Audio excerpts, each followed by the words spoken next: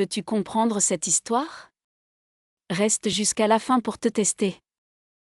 Maria vivait dans un petit appartement en ville. Elle y vivait depuis 3 ans et adorait son chez-soi. L'appartement était calme et confortable. Mais le mois dernier, un nouveau voisin a emménagé à l'étage. Il s'appelait Thomas, et il était musicien. Au début, Maria pensait que ce serait agréable d'avoir un voisin qui jouait de la musique. Elle imaginait une douce musique de piano le soir. Mais Thomas jouait de la batterie. Il répétait chaque jour pendant plusieurs heures. Le bruit était incroyablement fort. Maria pouvait sentir les vibrations dans son plafond. La première semaine, elle a essayé de l'ignorer. Elle se disait que les nouveaux voisins ont besoin de temps pour s'installer. Mais le bruit continuait chaque jour. Thomas commençait à jouer à 9 heures du matin. Il jouait souvent jusqu'à 10 heures du soir. Maria ne pouvait pas se concentrer sur son travail. Elle travaillait à domicile comme traductrice. Elle avait besoin de calme pour bien faire son travail. Après 2 semaines, Maria a décidé de parler à Thomas. Elle est montée et a frappé à sa porte. Thomas a ouvert la porte avec un sourire chaleureux.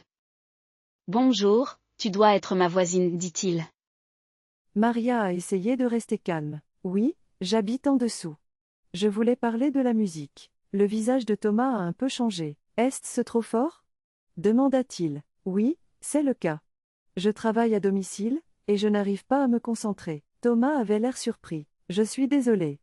Je ne savais pas que quelqu'un travaillait à domicile dans cet immeuble. Est-ce que tu pourrais peut-être jouer moins pendant la journée? Demanda Maria. Thomas a réfléchi un instant. Le problème, c'est que j'ai un grand concert le mois prochain. Je dois beaucoup répéter. Maria était frustrée, mais elle comprenait. Est-ce qu'on peut trouver un compromis?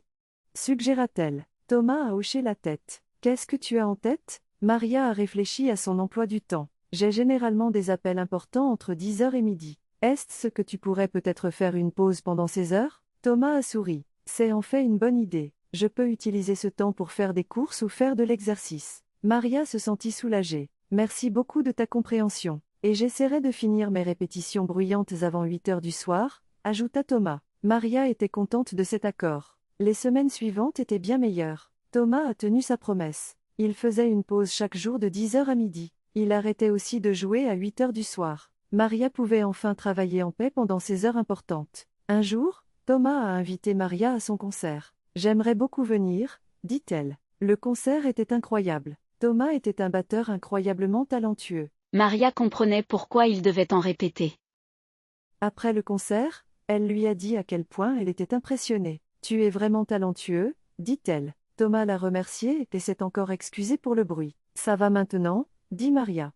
La communication est la clé. Ils sont devenus de bons amis après ça. Maria a appris que parler aux voisins peut résoudre beaucoup de problèmes.